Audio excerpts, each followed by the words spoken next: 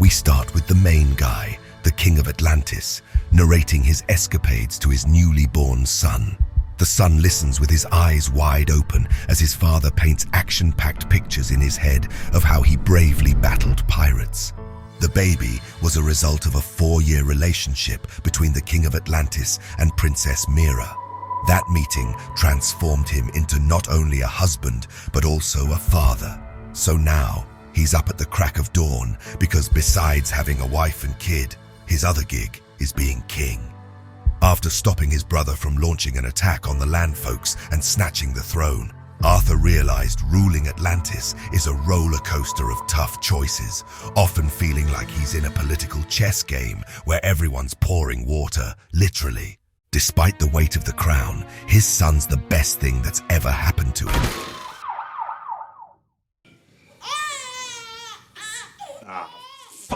Arthur loves hanging out with the little guy, lighting up his face with smiles. Chewing the fat with his dad Tom, Arthur ponders the idea of giving his son a brother. But Arthur reckons the kiddo doesn't need a little bro. He's already got a dog. But then, their musings are interrupted by a jaw-dropping discovery. The son's chatting with a fish, using powers similar to those of his dad. Seems the heir to the throne is already harnessing his skills. Cut to a chilly scene in distant Antarctica where we find David Kane and his band of mercenaries combing through the glaciers in search of clues to Atlantis. Despite his crew's skepticism, David, staring at his dinged-up armor, orders a data recheck. Then we swing over to Dr. Shin, digging for clues that might lead David to the mysterious city. His assistant gives him a heads up. The seismograph's gone haywire right where they are. And bam! Their chat's cut short by a seismic shudder, and the ground splits beneath them, dropping them into a cave where something catches their eye behind an icy wall. Their vehicle crashes in, cracking the ice and revealing a new fissure. Suddenly, a gigantic tentacle bursts through the ice and makes a grab for the assistant. Then, David's squad arrives, getting a heads up about their chilly assailant. Venturing into the cave, they uncover a fascinating world of creatures frozen eons ago. Following Dr. Shin's clues, David reaches an icy lake. Suited up, they dive deep, discovering underwater ruins that hint at the past presence of intelligent beings. As the team splits up to explore, Dr. Shin stumbles upon frozen bodies. A sudden camera flash catches the monster's eye, and it lunges at David, sending him plummeting into the icy depths. Moments later, he hears a mysterious voice and spots a broken trident emitting a green glow, like something out of a conspiracy theory. Piecing it together, a penetrating wave courses through his body. Visions flood his mind. An unearthly creature promises unimaginable power and help in exacting long-awaited revenge on Arthur. In exchange for its freedom, David could rule the entire planet. As he snaps back to reality, he realizes this wasn't just a figment of his imagination, but a startling truth. 5 months later, the global media's buzzing with reports of a worrying rise in temperatures around the globe. At home, Arthur's gently rocking his son to sleep. Out of the blue, Mira wakes him up with some troubling news from the Atlantean Council. They've called an emergency meeting as a global epidemic looms, pointing fingers at surface dwellers for acidifying the oceans, depleting oxygen levels, and spreading toxic algae. Arthur, concerned about both worlds, suggests it might be time for Atlantis to come out of hiding and team up with the land folks. According to him, the land dwellers are not to blame as they have no idea of the existence of the Atlanteans. But the Atlantean Council isn't on the same page. They argue revealing themselves won't lead to teamwork, but destruction. Back home, Arthur shares his worries with his dad, recalling his mentor Volko's dream of peacefully uniting both worlds. Meanwhile, out in the vast ocean, we catch a glimpse of a massive submarine commanded by David. Clutching the trident, David now holds the knowledge he's been after. Right after finding the artifact, he uncovered the location of ancient Atlantean Octobot machines. Despite the passage of time and Dr. Shin's tweaks, they're still operational. All they need is a special fuel called Orichalcum. In a three-man crew, David and his men set out to find this rare fuel in some ancient chamber in Atlantis. They extract the Orichalcum fuel, but suddenly alarms blare and the main gate slams shut. Time for action. Faced with danger, David calls for backup. Their hefty submarine nears Atlantis' transit zone and instantly gets pinged by local security. As Atlantis' defenders launch their attack, Dr. Shin fires up a green protective shield, and the defenders are knocked senseless by a sonic missile. This slick move lets the mercenaries slip into Atlantis. Tension mounts as Mira and Arthur's mum, Atlana, catch wind of the heist from their stash. Atlana's taking on one of the enemy Octobots when she's blindsided by a sonic missile. Without skipping a beat, Mira keeps up the chase after David, stirring up a massive whirlpool that sends the Octobot's capsule crashing into the rocky seabed. She smashes the window, and as she attempts to nab the foe, David shoots a red laser at her, which sends her flying. Ooh, sorry, I meant which sends her swimming. David's prepping his trident for a showdown with Mira, but at the last second, Arthur, realizing who's under the armor and that he's tougher than before, swoops in, shoving the adversary aside. Then, David gets a buzz from Dr. Shin. Atlantis' army's on the move, and time's ticking. He fires his laser at the city's monorail, but Arthur dives into action, racing to prevent a disaster. While David's goons are busy tangling with Atlantean soldiers, Arthur's on the tail of the enemy submarine. Out of the blue, he gets zapped by a sonic cannon. A bit dazed, but back on his feet, he spots Mira safe and sound and breathes a sigh of relief. At the Royal Assembly with Atlana and King Nereus, they're piecing together the puzzle of the enemy's newfound power. They reveal the ultrasonic energy that hit Arthur is ancient tech that messes with the nervous system. And the unbreakable Orichalcum, stashed in 12 underground vaults, has been swiped by David. Every single Orichalcum stash is now empty, courtesy of David. Putting two and two together, they figure out that David's behind all the climate chaos that's hit the world in the last 5 months. Feeling the weight of responsibility, Arthur decides to seek help from the last person he'd ever ask, his locked-up brother, Orm. Atlana explains Orm's behind bars for offing an allied king, so if Arthur busts Orm out, it could spark a war among the Atlanteans. But Arthur's determined.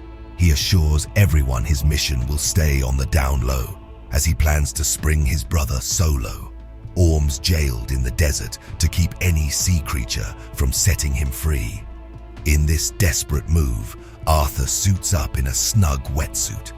Arthur's got some high-tech backup named Topo, a genetically engineered AI-powered octopus, a pro at infiltration and espionage in any setting. Sounds like something out of a spy movie, right? Nereus tosses in a word of caution about the ascetic guardians of death, spooky creatures with a taste for prisoner blood. He mentions if Arthur finds Orm, he might be weaker than a sea sponge on a sunbed, barely kept alive with minimal water.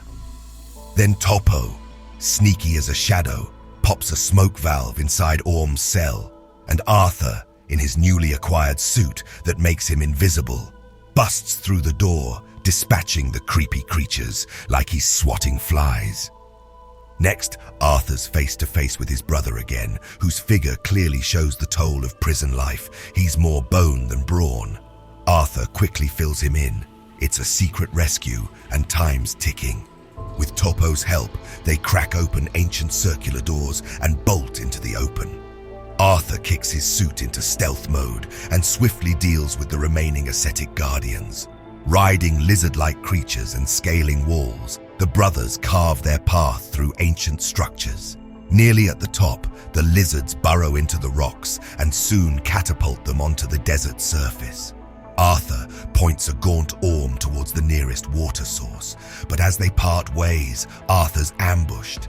In the nick of time, Orm hits the sea and, drenched in the first ocean wave, bulks up with a good 20 kilos of muscle and dispatches the foes with ease. Then we're back with Arthur, getting down and dirty in a tussle with one of the baddies. Just when things are heating up, Orm jumps in to lend a hand, but they can't kick back and relax as enemy hordes are on the horizon. On their way back to Atlantis, Orm's hit with a cold realization. The situation's a lot stickier than he thought. He's troubled by the fact that for ages, no foe had breached Atlantis' walls, and now, thanks to Arthur's laid-back approach, they're in hot water. Cut to David on his submarine plotting a course to his secretive lair. That's where they're hoarding all the pilfered Orichalcum. Dr. Shin, sensing the looming danger, tries to get David to think twice about the ripple effect his actions could have on life planet-wide. Meanwhile, the brothers make it to the fringes of Atlantis, to a sunken citadel built on the ruins of a pirate haven, crafted from plundered ship loot. But they're in for a twist. The local creatures nab them and whisk them into the kingdom. Turns out this was Orm's plan all along.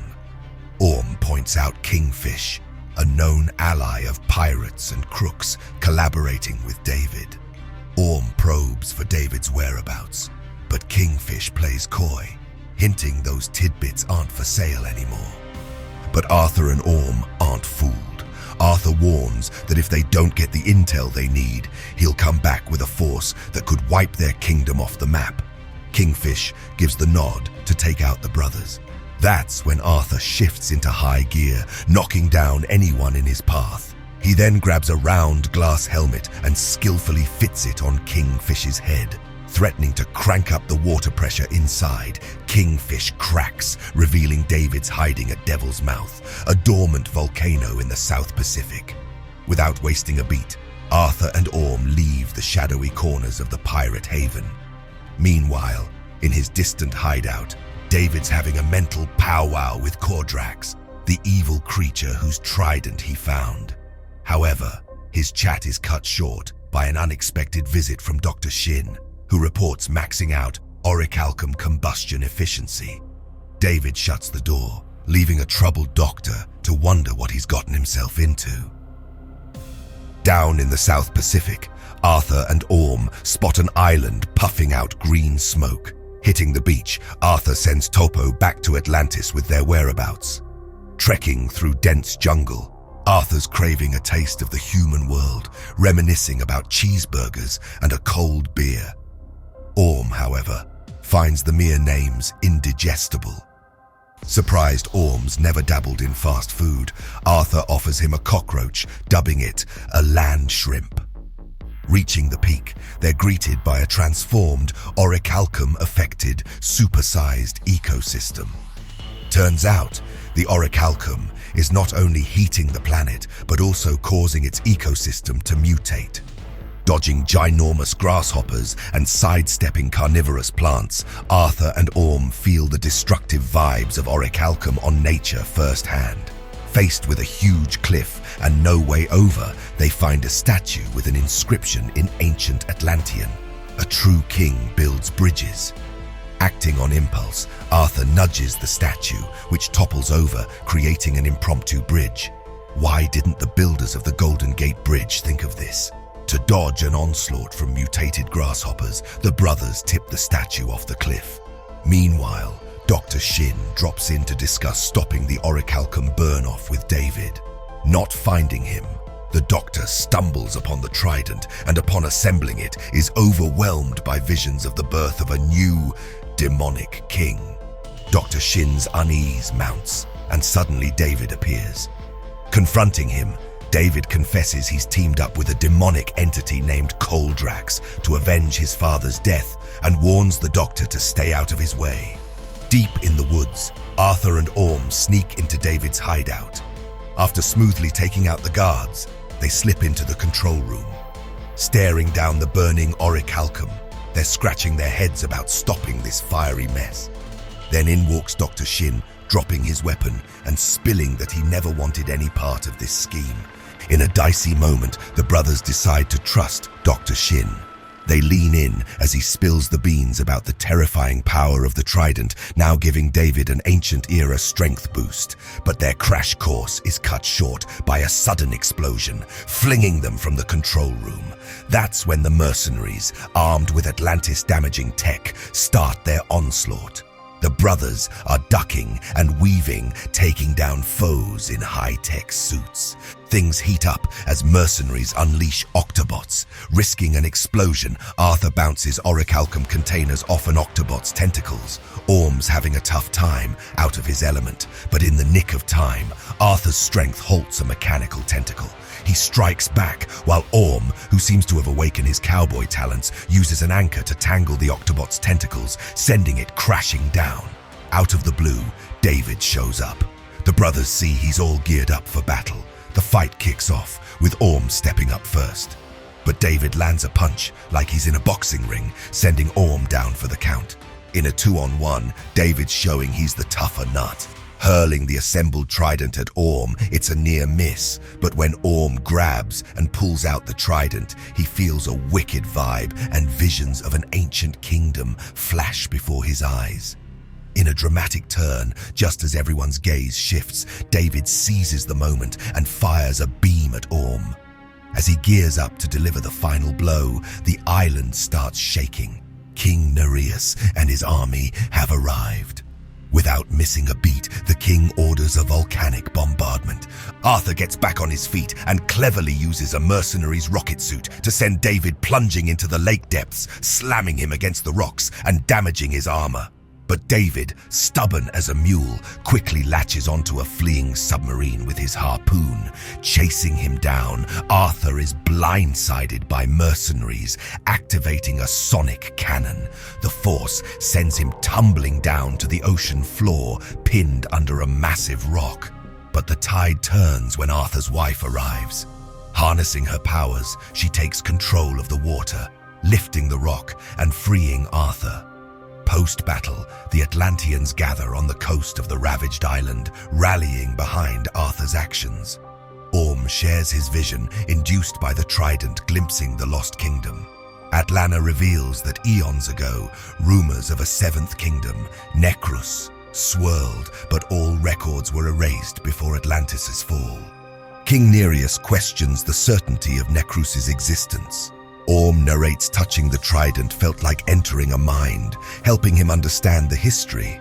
He recounts how under King Atlan's reign, 7 united kingdoms of Atlantis existed, but one, Necrus, harnessed the green energy of Orichalcum for unattainable power, poisoning water, soil, and even the mind of the greedy King Kordax. As destruction spread, King Atlan pleaded with his brother Kordax to cease using green energy. Kordax, suspecting a power grab, decided to use black magic and Orichalcum's green energy to forge a mighty black trident for himself. Losing control, Kordax transformed himself and his subjects into monsters, igniting a war between the brothers. Luckily, Atlan defeated Kordax using a sealing spell based on his own blood, locking away Kordax's dark power and erasing Necrus from history. Unfortunately, David has uncovered this kingdom, becoming its unwitting pawn. As they pause over David's blueprints, they find a chilling detail. Manta knows that it's King Atlan's bloodline that holds the key to freeing the sinister King Kordax. Orm's cool at first, thinking the royal bloodline's safely in the room, but then Arthur drops the bomb about his son, left unprotected with Grandpa Tom. Back at Tom's place, while he's glued to the TV, the lights flicker out. Tom reaches for his trusty flashlight, but it's a tad too late. The enemy's already at his doorstep. Red eyes in the dark, and David strikes, leaving Tom wounded but alive. A cruel message for Arthur to find. He wanted Arthur to also feel the pain he felt. Returning to his beach house, Arthur takes in the wreckage left by his nemesis. He finds his dad alive, barely hanging on, but his son's gone, leaving the family in shreds. On David's sub, there's a chilling moment as he eyes Arthur's son, the wheels of vengeance spinning in his mind. Dr. Shin, seeing the peril the kid's in, makes a bold move. He pings Arthur's location from his computer. Fingers crossed, Arthur gets the memo in time. Then, Necrus slides into the scene with a message for Arthur, a sonar signals bouncing around on an old Atlantean frequency. Before they dash off, Atlanna's got a mum moment, urging them to bring her grandkid home safe and urges them to try and work together as brothers.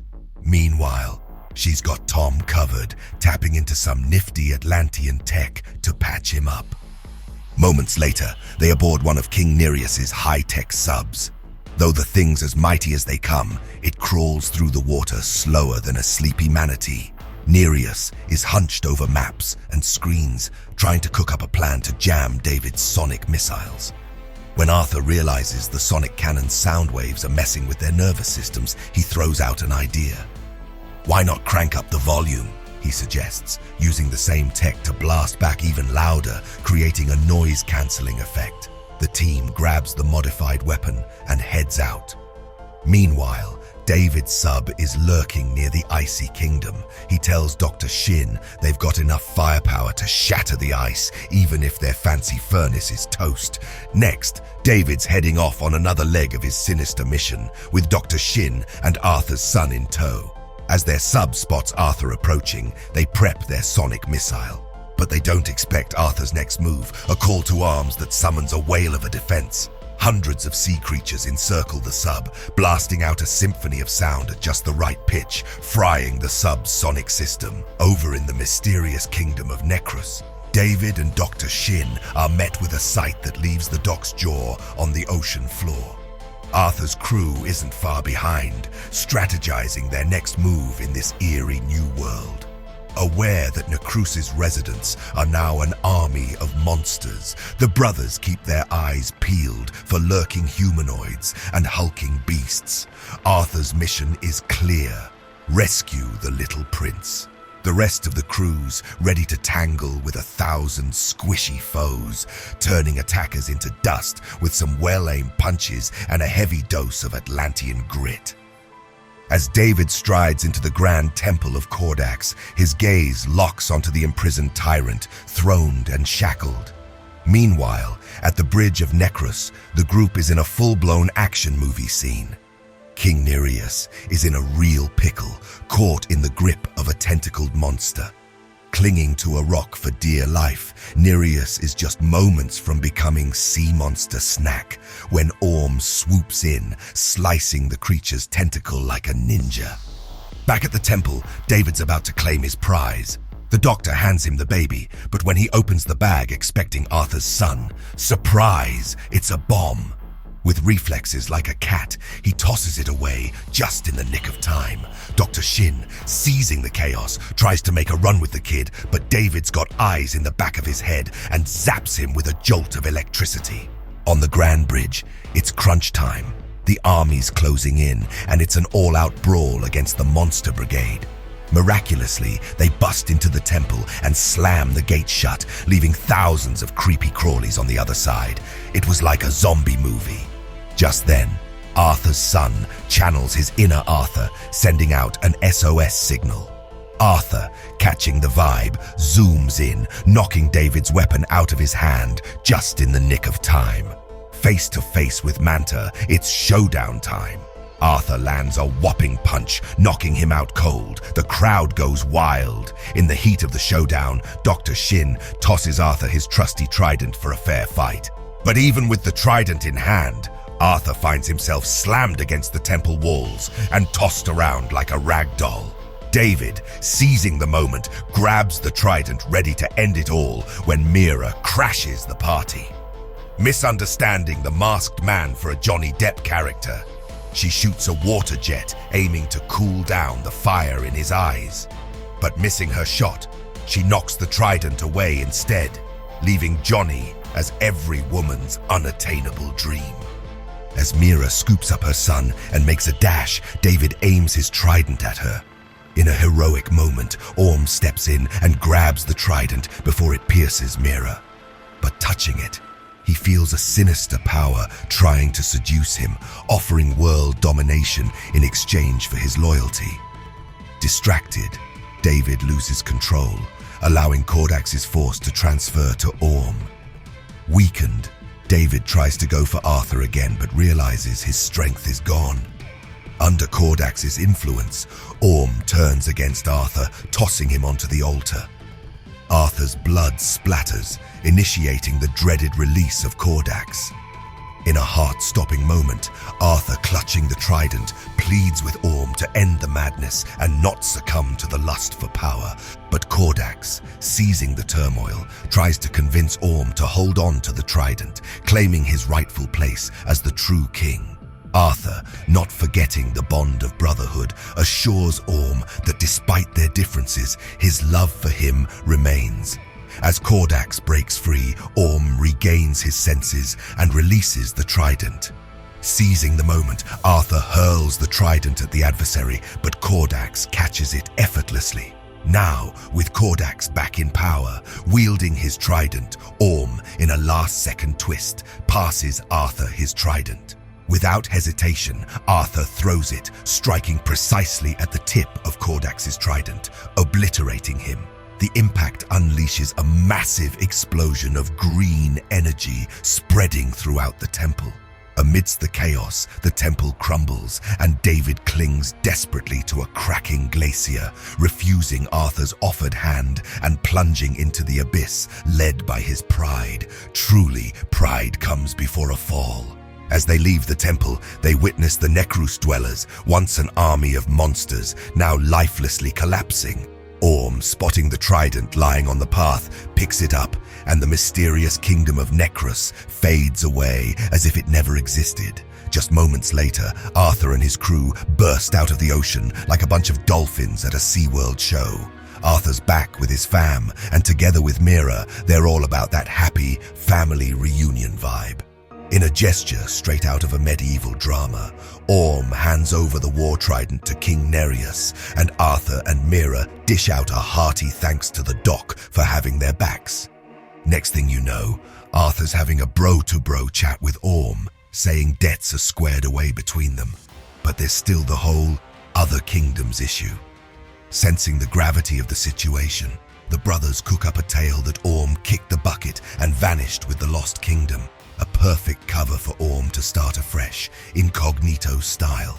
After a goodbye that tugs at the heartstrings, Orm, echoing the wise words about true kings and bridge building, takes a dive into the unknown. Fast forward a few days, and the media's buzzing with a big announcement on the horizon.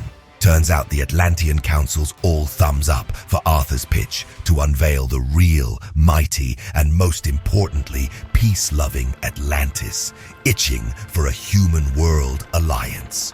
Stepping up as the poster boy of land-sea unity, Arthur lays it all out. He spills the beans about who the Atlanteans really are, crowns himself the underwater realm's numero uno, and drops the mic with a message of hope. Despite our differences, he says, we're all on this rock together, sharing dreams and goals. Meanwhile, his brother's off on an epic landlubber adventure, kicking things off with a cheeseburger and a frosty pint. Cheers to new beginnings.